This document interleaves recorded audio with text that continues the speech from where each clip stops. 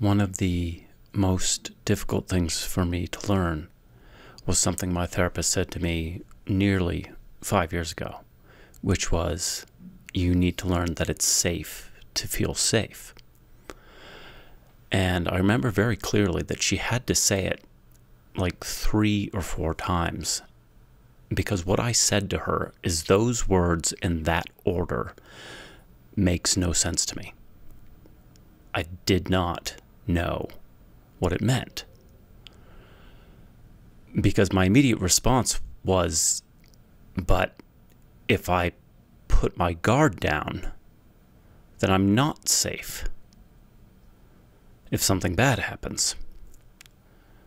So that's not safe. So from a PTSD frame of mind, always being on guard is considered safe, because you're ready for whatever might happen, whatever's going to happen. Sooner or later, you're ready for it. So you never let that guard down. Or at least not if there's people around. Maybe alone in the middle of the woods. Maybe.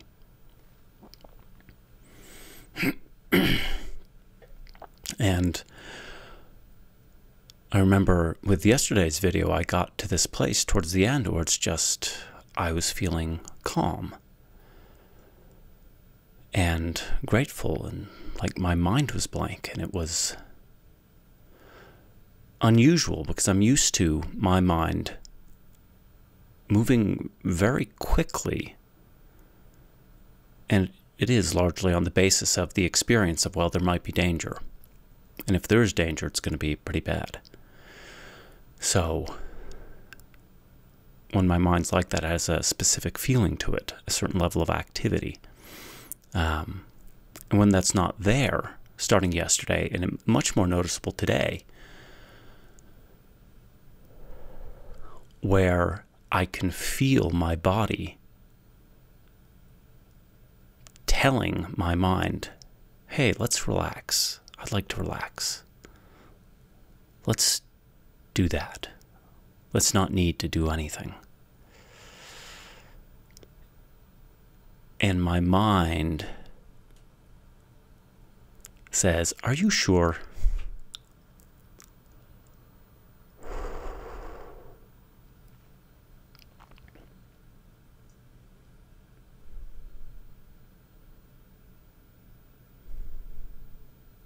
Because the arrangement I'm used to is my PTSD mind tells my body what's real, what's most important, what we're going to do next, what the plan is, all of that. So a mind based in trauma and PTSD is essentially calling all the shots. And what I started feeling strong for me today was the body saying to the mind, both, I don't want to do that, I don't want to do it your way anymore, and we don't need to. There's no danger here. The body was telling the mind, there's no danger here. So this tension you've had me in for 35 years, we don't need it anymore. You did your job, and you did it very well. But the body's also saying, as with the body keeps the score, that hypervigilance for decades upon decades has come at a cost to my body and my mind, but the hypervigilance really does live in the body, in the cells of the body, and the body doesn't like it. I don't want to do this anymore if it's not needed.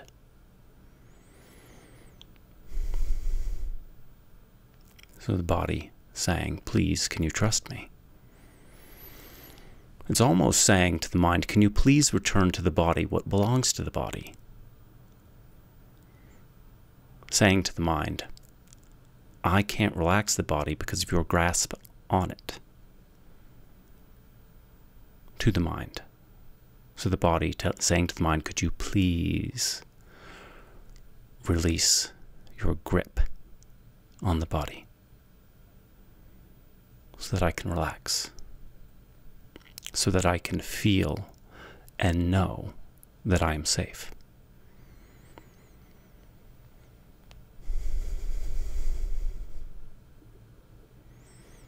And it's just been a dialogue the past few hours.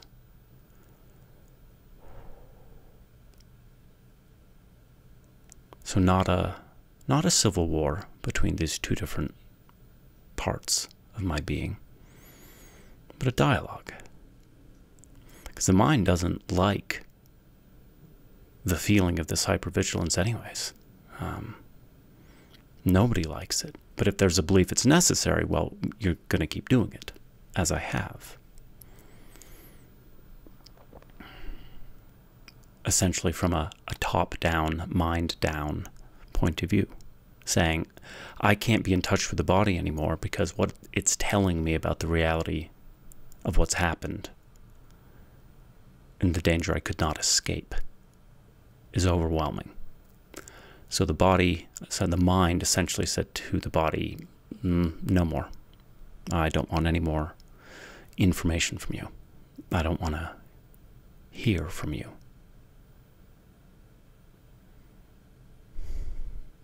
For 35 years. But started having flashbacks in 2011, so really I've been hearing from the body for 12 years.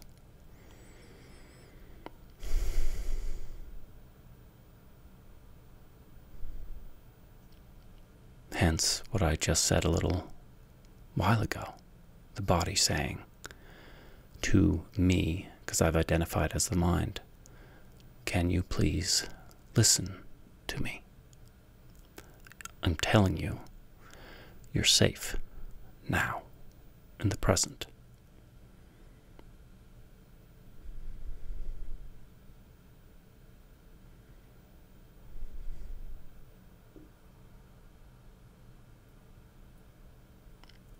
And something else I can feel,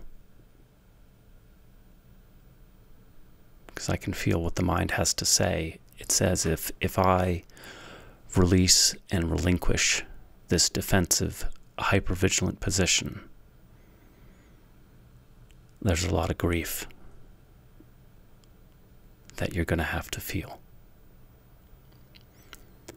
And when you're locked off in a hyper-vigilant and defensive position, locked off in the mind, controlling everything in the body, because you feel that your life is in danger, there's no space for grief. None. You can't be scared to death and grieve.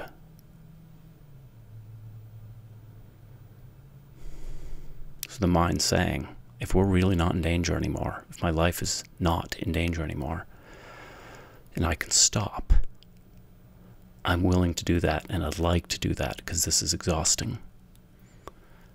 But just so you know, grief comes next. And because this does feel like a friendly dialogue between equals, what the body has to say to that is great. Let's do grief next. We know all about terror and rage. Let's move on. We've covered those fully. Let's move on to grief. And that brings to mind another thing that my therapist has told me for years, is that grief is how I will really and truly heal. And intuitively, I knew that was right as soon as she said it.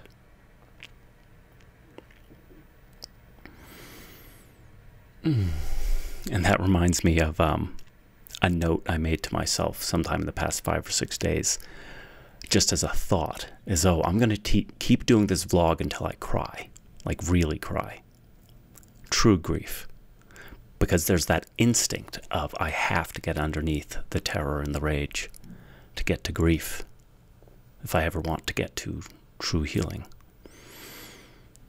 So, crack yourself open, share your experience, share who you are every day to the whole world, in theory, until it's time to cry.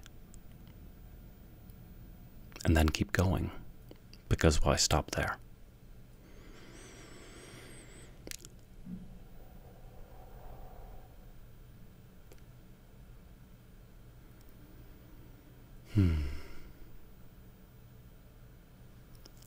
Thank you so much, everybody.